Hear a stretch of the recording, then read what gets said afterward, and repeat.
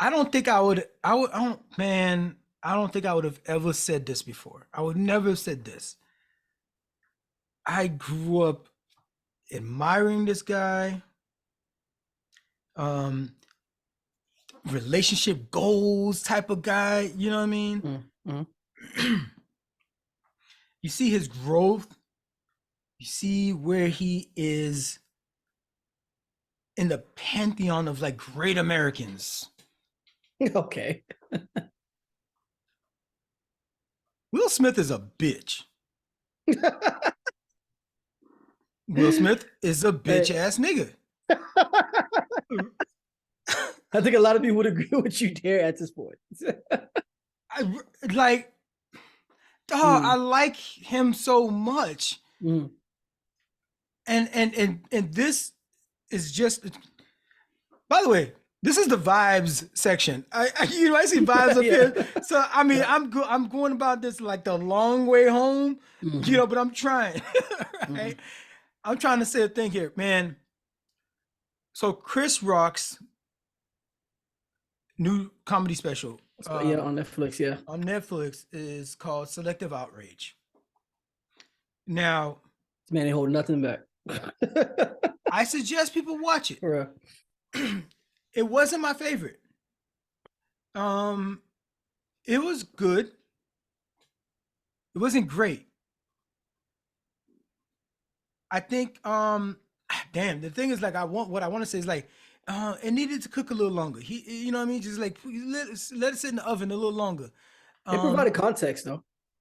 it did but like in terms of cohesiveness and like driving home certain points that he was trying to make Mm. and make that point funny Mm-hmm. kind of thing is like sometimes he missed the mark a little bit, right?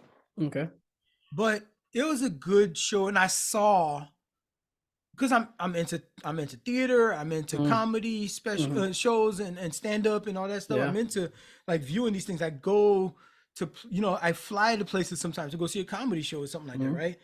Um, so I mean, I'm no professional. I'm not a comedian myself, but Mm-hmm. I see what he was trying to do. I see what he was trying to do. Mm-hmm. He didn't exactly hit the mark. He wasn't that far off, but he didn't exactly hit the mark. So it brings up the whole conversation of the event in question. And Yes. Chris himself knew that people are waiting on with bated breath to hear what this dude is gonna. You had an event like that with a comedian, Mm-hmm. a person who gets a solo platform on occasion, Yeah. and you did that to him at the Oscars. So even people that wasn't even into black comedy or Chris Rock or something like that, Mm. they was into the Oscars Yep. because the Oscars be so white and Mm-hmm. they be tuning in and they saw this happen at the Oscars and then they find out, oh, this guy's a comedian as well. I'm gonna be interested in hearing what he has to say when he gets Sure. a microphone Yep. in his own platform. So it was a big event. Mm-hmm. It was a tightrope. And He got a lot of eyeballs. it was a live event as It well. was a live event. Mm-hmm. He kind of missed the mark. Yeah. Right? He kind And of missed the mark. you're seeing those headlines too that he did. Um, but it's a still must watch because if you're part of this whole system of being into entertainment in Hollywood and all this kind of stuff, and if you're into that realm, I mean, you're keeping up with these guys because they provide you content, movies Okay. and comedy shows. You know, it's relevant to know this is a key point of that story. It's like following the MCU, but like Yeah. never seeing Doctor Strange, the Yeah. standalone Yeah. movie. You know what I mean? Or Mm, didn't see like No Way Home or something like that. mm. It's like Yeah. you you Yeah. you Key should see elements it. of the story. Yeah. You got it. Yeah. You Like should see you have it. to see it just to get the context. Like, because if you don't Just see it, it's gonna be a gap of information that you it's gonna never be a can gap of resolve. information. Yeah. Yeah. But there are some Yeah. really funny moments. Okay. There's some really funny moments. Okay. There's some like really good like writing, whoever helped him, who I don't know if he has a writing team, but I'm not accusing him of not writing his own jokes, but if there's some good writing in there where it's like building a story. He does something where like he alludes, oh, I don't want no more beef with another rapper.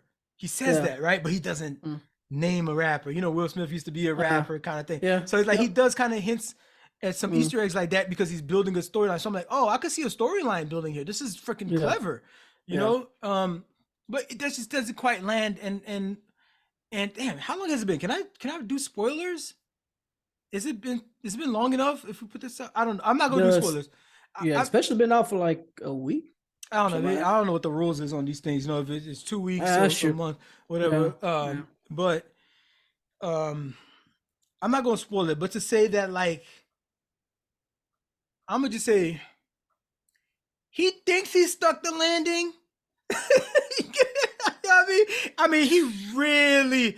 Like you gotta when you see it, you'll know what I'm talking about. Yeah. Really think he stuck the landing on there, and I'm like, I don't think your ankle supposed to be twisted that way.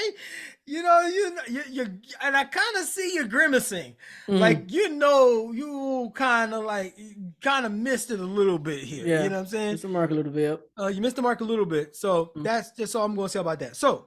I start off all this by saying Will Smith is a bitch ass nigga. How do I get there? Right? I didn't forget. I didn't forget that. Yo, man, I've been thinking about this since the day it happened, man. When I saw that joint, man, when Will Smith smacked the shit, huh? It was corny. At the gate, it was corny. It's like, when fucking I saw that, corny. I was like, it's corny, bro. Like, but I don't know if it's the same perspective. So I'm interested in hearing how you think it was corny. Yeah. But I think and Chris Rock kind of has a point in the special where he's like saying like people like your wife was in an entanglement, my guy. You know what I mean? Yeah. Like, and people was talking shit about you about that.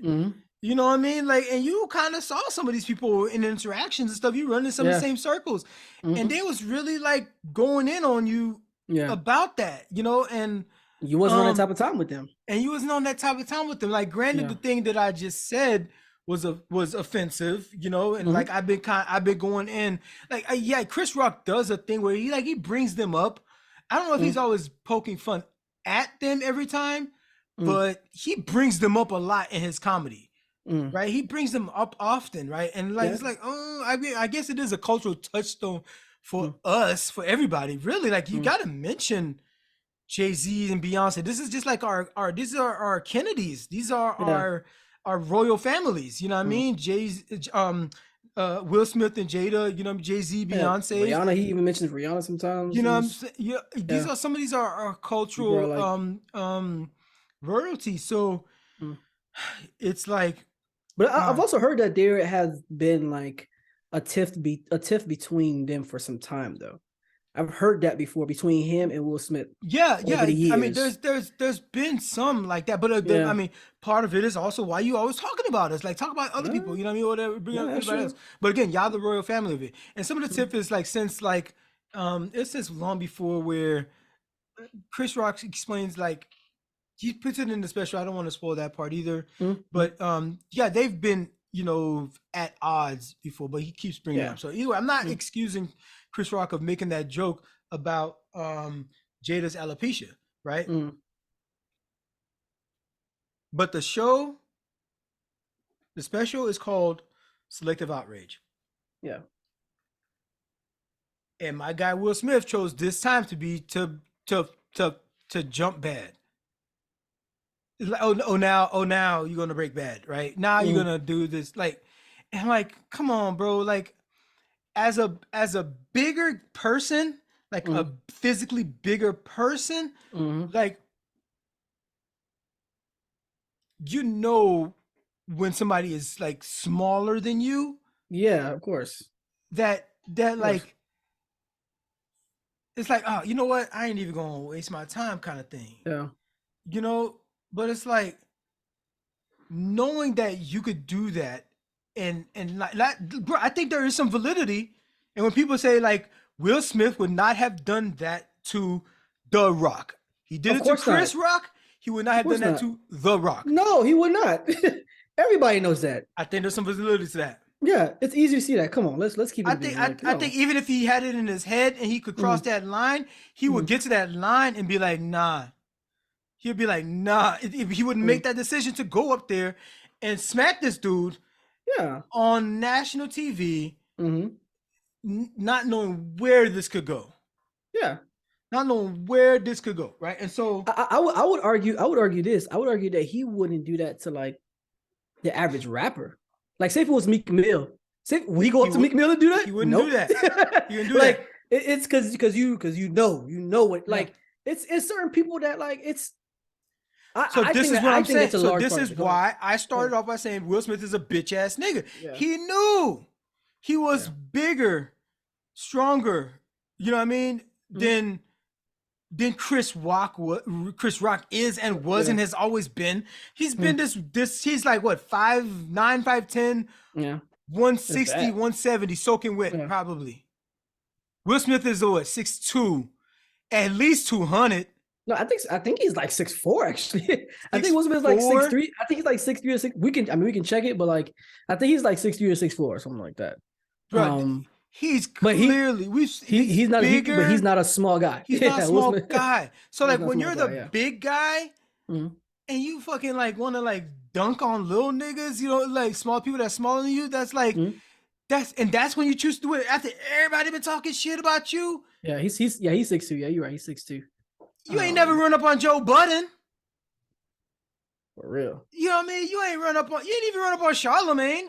Mm-hmm. Yeah, come on, man. You know what I mean? Like, you're just like, you saw the opportunity of a guy that you thought was smaller, and you were a fucking bully. Yeah. And I think bullies are bitch ass niggas. Yeah. Like they do that type of shit to people that they think that can't fight back, and oftentimes they don't fight back. Of course. So they get away with it every time. And that's where they freaking get their jollies off. Will Smith unleashed a whole bunch of different trauma on Chris Rock with that one slap that Chris Rock did not earn. That other trauma that other people put on Will Smith and his ability to apparently not deal in a healthy way with his own situation. And he saw an opportunity, as thinly veiled as it may have been, and again, not discounting Chris Rock making them jokes about Jada, but to go there with it, you wouldn't have done that. You wouldn't have done that to The Rock. Nah, you wouldn't have done that to you wouldn't have done that to Kendrick. I mean, well, Kendrick wouldn't have made a joke like that, but like. And especially in an environment like the person's making jokes, you know, like it's comedy, my guy. And it's the Oscars, like it's a whole bit. It's a whole bit. Like we all know and have that understanding. Like, and also I'll give him another point in saying this: like when Chris Rock told that joke, it wasn't funny. It was just like, oh, I see you doing a G.I. Jane joke. It's just like, that's been done. It wasn't even funny. That too, and I would even argue and say that Chris Rock didn't even know about this alopecia thing. No, man. I don't. You think he knew that she actually had like an actual diagnosis of it? Bro, she had Red Table Talk. I don't that know. Whole platform, and he talks about them even before they had Red Table Talk.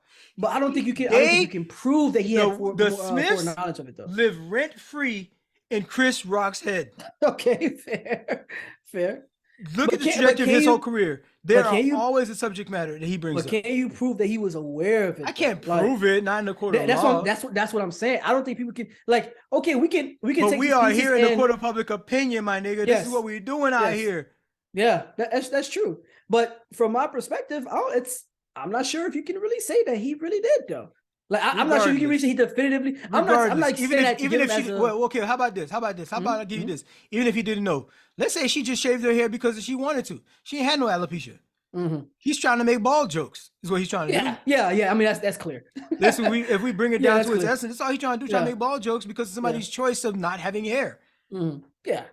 So as you did the joke about somebody not having hair, it just wasn't funny.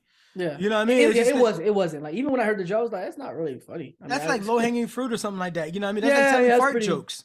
Yeah, You might as well be up yeah. there telling fart jokes, and we come to Chris Rock for something a little bit more snappy, a Mm, little bit more mm, clever. You mm, know what I mean? And you just basically telling smart fart jokes. So either way, him yeah. bringing it up again, you know, just like wasn't that funny? And then like so Will Smith jumping off for Mm, that. You know what I mean? I think mm, what would have served everybody the best. Everybody. And again, mm, I'm trying to be here for doing the world a little bit of good, a little bit mm, leaving the world a little bit better mm. than I found it. Yeah. Everybody should just booed. Everybody should just booed. Will Smith should have booed. Jada should have Mm, booed. The audience mm, should have. Come on, boo. mm, You know what I'm yeah. saying? Do one of Mm, them. You know mm. what I mean? He'll be like, oh, okay, all right. Well, Yeah, and what he'd else is have to funny? have, What else is yeah, funny? You know what I mean? It yeah, would have he been had to embarrassing him improvise. for a little bit. He would have Mm, got some growth out of it because you know what I yeah. mean. It was a chance he bombed on a big stage, and then Mm. we'd have got a special about how he bombed on the big, and like you know, and like That too, everybody would have yeah. got it out. Will Smith would Yeah. still be a stand-up dude to me. You know what I mean? Mm-hmm. Yeah. And all the and him like with the contrition and the apology that he puts out and everything like that. You know, he didn't have to go through all that downside. He has movies probably canceled. You know what I mean? He did. He Um, did. They mentioned that he had some movies that were yeah, canceled you out. know, and I mean, I like a redemption story though. Mhm. Um, He did Emancipation for Apple TV. So yeah, he's trying but to like Emancipation win. ain't Independence Day. Yeah, yeah, that's true. That's true. It I ain't was Men gonna in I was Black. gonna I mean, Emancipation. I don't necessarily recommend anyone who understands the story, and knows the story accurately, about that particular slave Peter. Um, I think Emancipation did a horrible job at depicting who that is, and it also made me mad a little bit the fact that Will Smith was casted for that particular role. Because Casted. Oh wow! Here's another thing. Will Smith that actually, I think yeah. he chose that role. He's talked about. I think he maybe even be a producer on that bitch. Yeah. Well, okay. Well, maybe I'm that's gonna probably look what it he up. had more control over, if that's the case. But he was Um, really talking about this is a story that he's been thinking about for a while that he wanted to have done. yeah, yeah, and that's cool. That's cool. I would rather you Maybe he produce was it just but doing it not for be the the actor. press junkets. Yeah, I don't know. I was thinking that too. I think it was his way of like trying to wean his way back into the hearts of people, or wiggle his way back into the hearts of people. To Yeah. have like to be a part of like a very thought provoking and emotional movie about a particular time in history. It just made me kind of mad because I know the history in particular about that particular event with this Haitian slave. Yeah. So it irked me a bit. It irked me a bit. But from a perspective of just trying to So get you on watched everyone's it. good side. I'm sorry. So you watched it. Yeah. No, I watched it. I watched Okay. it. I watched it. From beginning to end, and I went away from it annoyed. Hmm. Like I was annoyed by it. So much so, even on social media, I was like, all this y'all trying to hype up with this movie, y'all need to that's dead. This is not accurate. This is actually what happened in this particular time. This is what this Haitian former Haitian slave actually went through. These are the events and blah Will blah blah Smith blah. was a And Will producer. Smith. So okay, so that's cool. He can be a producer. I would rather you have got because they're actual Haitian actors that you could have actually had cast for that role that would have made it, I think, even better. Like actually respectable Haitian actors. But that's neither here nor there. That's kind of how I felt about it. But at the same time, I felt like I just feel like it was his attempt to like really get back into a favorable position in the court of public opinion. So you needed something, and I guess it's probably also. But I think, but the also thing like a is, like something portfolio like thing that to was get already in some other. production, though. That's something like that was already in Yeah, production. so that's why, but I was gonna say at the same time though, I think it's also something to kind of like win the hearts of those directors again in Hollywood. Like, hey, we can still work with this guy. Look at the project that he put out with Apple TV. So, and maybe it could have been something like that too. Just kind of like, hey guys, I Yeah, still you got. got it. Yeah, I get. It's sort of like at some point Will Smith does have to test the waters and be like, Yeah, so yeah, for sure. can I come back out here? And so like Yeah, a yeah. first step into that is like Mhm. something on Apple TV It's bait. or It's bait. Netflix or Emancipation's something like bait. that. Yeah, Yeah, it was maybe. bait. Yeah. And the industry ain't never see a nigga getting whipped on a script that they ain't like. You know what I mean? Like, it's a nigga. He's There's a method getting to, whipped. there's a method to the madness. Slavery, you say, huh? There's a method to the madness. Where do I sign? Yeah. Where do I sign? So maybe Will Smith was possibly leaning into that when he inked this deal or something like that. I don't know. I'm not accusing him. Allegedly. I would have put it past him. Hey, allegedly. But yeah, for him to be for bullies to be picking on somebody smaller than them, they know it, you know, and to do that, like you're trying to son them like that, you know what I mean? That's like, that's what it felt like. Definitely felt like that. You was a bitch ass nigga, man. Like you ain't like you ain't gonna keep that same energy. You're not. No. Oh, you are? No, you're not. No. Oh, you finna keep that same energy that got your ass walking up the stairs. If that was Jason Momoa or if that was freaking John Baptiste. Oh, you no, you're not. You're not gonna keep that same energy. Nah. If that was fucking Dave Chappelle up there, he would not keep that same energy. Yeah, for real. Dave Chappelle fucking box, bro. Yeah. Okay. Yeah. So. Yeah, you would not. Yeah. You take that Ali shit if you want to. You know what I'm saying? Put you on some Tyson shit. Everybody got a plan to get punched in the face. You get up there talking on Dave Chappelle. It could have been Anthony Anderson. It could have been what's your boy? What's his name? Deion Cole. It could have. You wouldn't have done that to any of these guys. You wouldn't have done that. You wouldn't have done that to Corey Holcomb. Like, you know what I'm saying? Like, you're not, bro. Or fucking Terry Crews. Because he be on them hosting type shit. Yeah. Get out of here, bro. Come on, man. We already know what time it is, bro. We already know what time it is. Like, yeah. So, the vibe. All of that to say, the vibe I'm recommending on this day, the 12th of March, close to the Ides of March, it's an album that just dropped called Myself by a young man named August Alsina. Oh my God. If y'all didn't listen, I'm talking to the audience. If y'all didn't see this coming, hey, the young man has something to say. Listen, you should listen to these tracks. Oh my goodness. Though, right? I mean, August Alsina just might be in his bag on this one, right? And if anyone knows August Alsina, he is Mr. Toxic. His whole persona is being toxic. That's his. So we talked about the Smiths. We talked about the Smiths living rent free in Chris Rock's mind. August Alsina lives rent free in a duplex in the mind of Will Smith, and in the other unit is Tupac. Tupac and August Alsina are living in this dude's head rent free. Tupac was a wild boy too.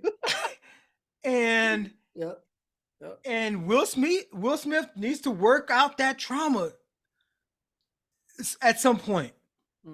I know I've seen a lot of growth from him already, and I know, you know what I mean, that he is an evolved person.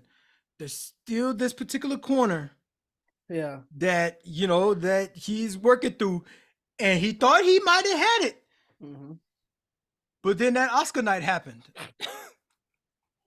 Man. And there's even more to the story. Because that Oscar night happened, becomes now a day that's memorialized in history. In Marlon Wayne's stand-up special called God Loves Me. It's such you could not write the way this whole story has unfolded. You didn't even know Marlon Wayne was entangled, let's say, in all of this. A whole bit on it. This man, Marlon Wayne wrote an entire special. Jay, I don't want to spoil it. He intertwined into special. Yo, but y'all got some homework. The way that Marlon Wayans did it was actually brilliant. I ain't gonna lie. Fucking Picasso level. It was the snap.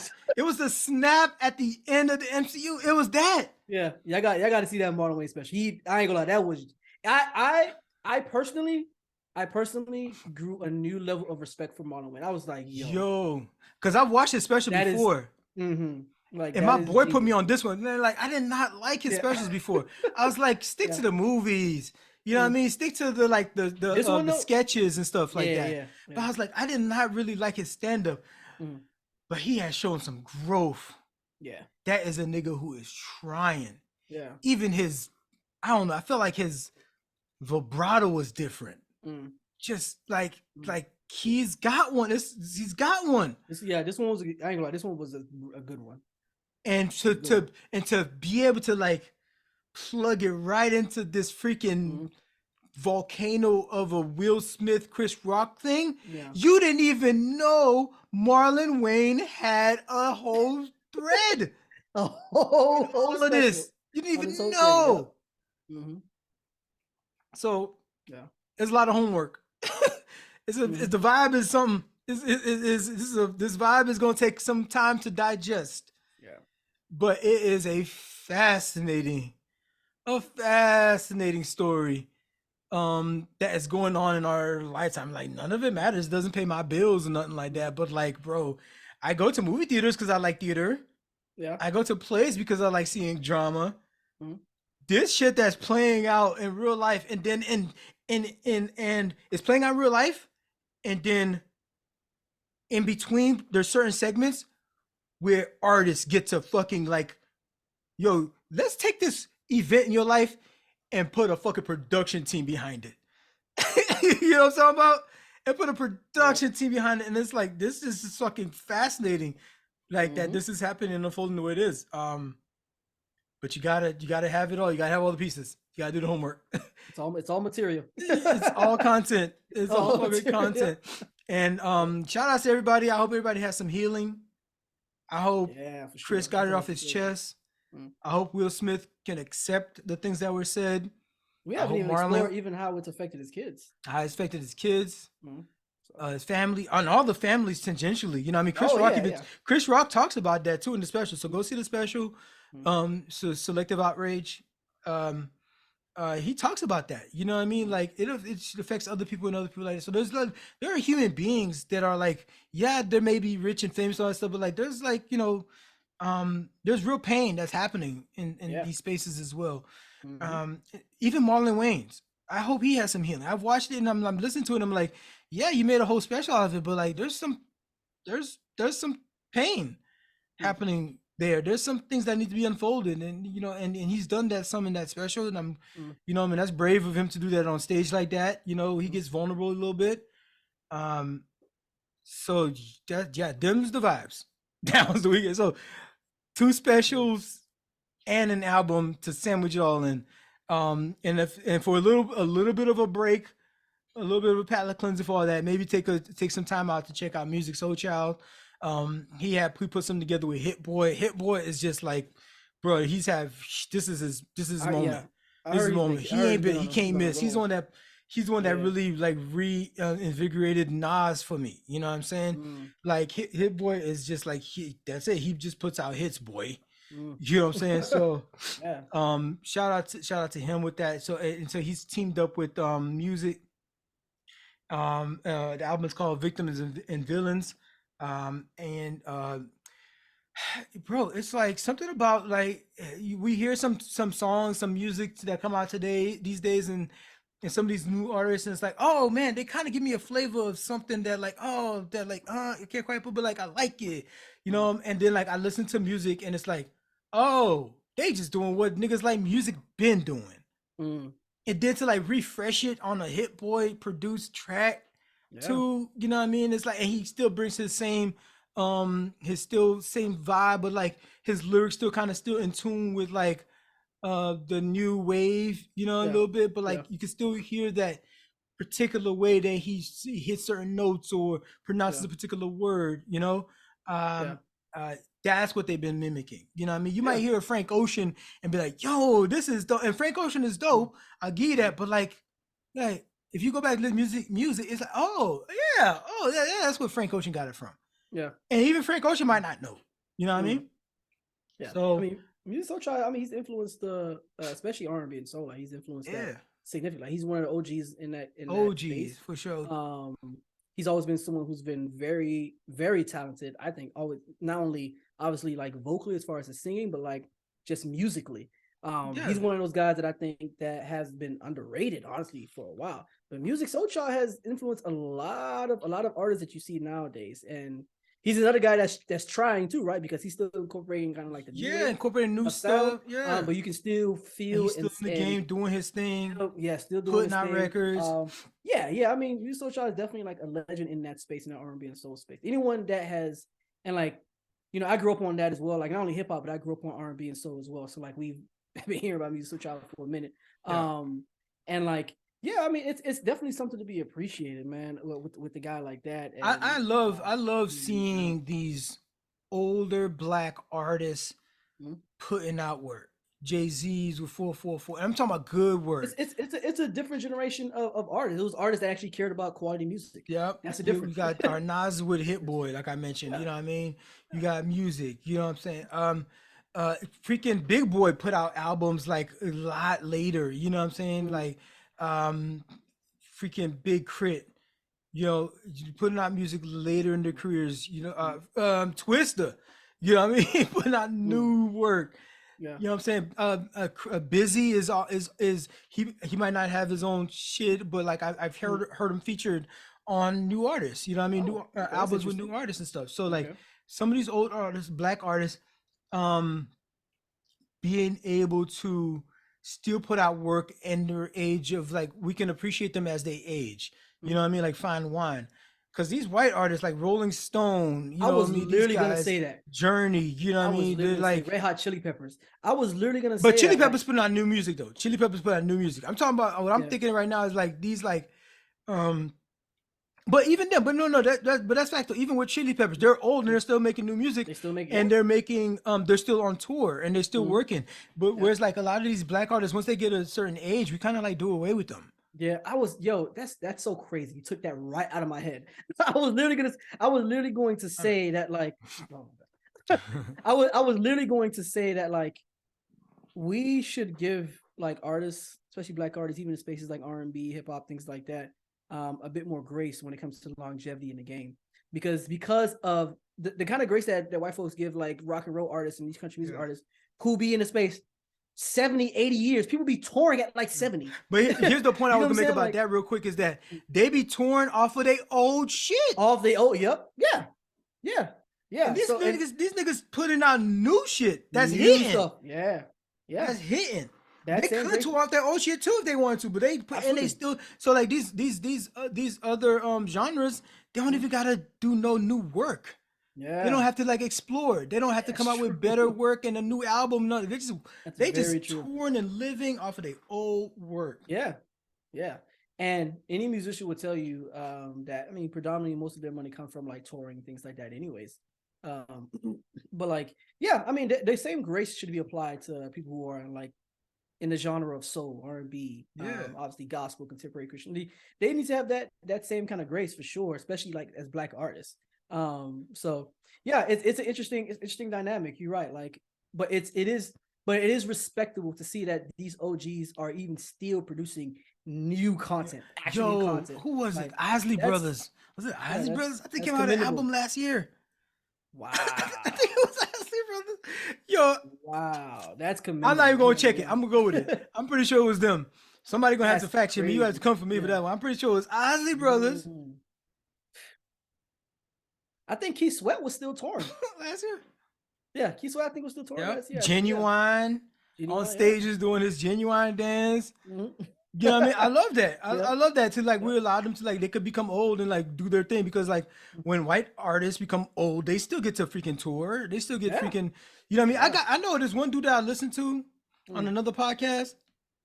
He flies out of country to go see Rolling Stones today. Oh wow. He's old. He's old. Yeah. And the band is old. Right. So it hit different with him then. Okay. And he flies out of country. Yeah. If they play the same old songs. That's crazy. That's and he will see them at least like 6 or 7 times per year. Wow. every That's year. serious. That's I can't say nothing about First of that. all, yeah, I've That never guy is heard. locked in. First of all, if you look up Encyclopedia of White Privilege, you might find his picture. Be able to have to Facts. be able to do that. But Yeah. the sentiment, all the same, Mm, being like his artist got old, and that was cool. And then the artist is still able to sustain a living and sustain mhm. a life Yeah. even off of their old shit. And at white culture, they do that and they get to do that. And like Yeah. we need to really like our older artists as they're getting old. We can't be like, oh, they fall off, oh, they're Mm, not king no more, or they like, you know what I mean, they shit whack just because they're old. You know what I mean? It's like you know, we can't be throwing away the vets in the game like that. yeah. Yeah. I agree. That's thing. I mean, and I think honestly, I think we could even go into a whole rabbit hole in regards to why that is.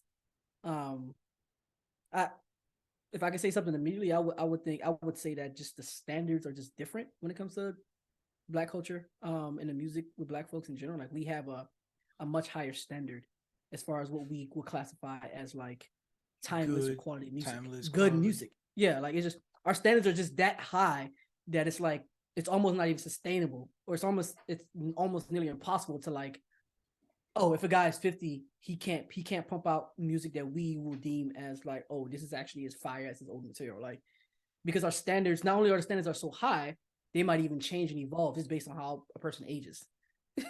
And based on Mm-hmm. like the climate of whatever whatever But I think what's that's going what's on in that happening genre. is what I think. So, But I think what is happening, maybe it's a sea change mm-hmm. that Nas's album did numbers.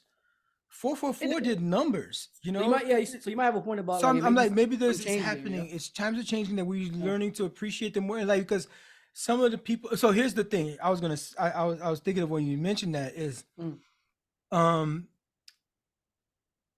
I think what happens, and I've been around enough white folks in my time mm, to make this observation. It's not a study, it's anecdotal, but like mm, they played the stuff that their parents played.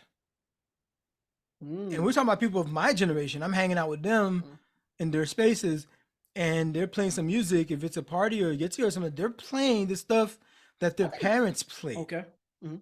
I think Black folks do that sometimes too, though. With like, So why isn't it carrying on then? that's a good question. So if because And like that's my question. if our That's a good parents question. was like heavy on um a particular type of music, let's say soul, Mm-hmm. or let's say um funk maybe or something like that, Mm-hmm. and we played the music that we're used to hearing and like even play that to the point where we making our own, autonomous decision to play that music when we get older. Mm-hmm. Are we not carrying that forward like they're carrying that forward? Like how is it that we end up changing from generation to generation like that? I mean, that's a fair question. That's, I mean, that's a fair question. So if but you're saying that that's the case, that a lot of parents do that, but I'm thinking like they don't. I'm thinking that they don't. I'm thinking that the parents I guess, uh-huh. are Uh-huh. keeping up with the. I'm thinking black parents or something, or maybe they're keeping up. They're trying to keep up with the times. For anybody who to be the age of Okay. 40, Mm-hmm. I'm over the age of 4. I'm 40 and over, right? Well, you're younger than me, so like Mm-hmm. I can't speak for your specific generation, but for you to be into Kodak Black, bro, you used to listen to Tupac, That's crazy. Yeah. like, Yeah, I don't and understand. you Yeah, into Kodak Black, yeah, that's a whole and different. but you used to really be into Pac. Yeah. You really fucked with Method Man, like, Yeah. Yeah. and like 21 Savage is your Yeah. new goat. That's very strange. Yeah, you're right about that. Even people in my class, I'm like, y'all really listening to, like, really? Yeah, no. But they are into it. A lot Yeah. of them are into it, and that's what they're listening to, and that's what the Mhm. kids are into. So they just want to be into what the kids are into. Yeah. And so like, if that's what they're doing, then like all the other stuff that could have been carried on is not getting passed on to the kids because they're Mhm. doing what the kids doing. Mhm. So the stuff the country music they used to listen to, Mhm. you know what I'm saying? The freaking jazz they used to listen to Yeah. at their parents' house, they forgot about all that. They forget it as the day goes by. Mm. Yeah, I think that's a fair point. I can't even rebut It's still that, some people out here carrying the torch. Like I said, like we got, like I said, I mentioned before, freaking the whole Griselda squad. You know what I mean? Bringing back some like bars and stuff like that. We got um freaking Boogie with a Hoodie. We got Jid.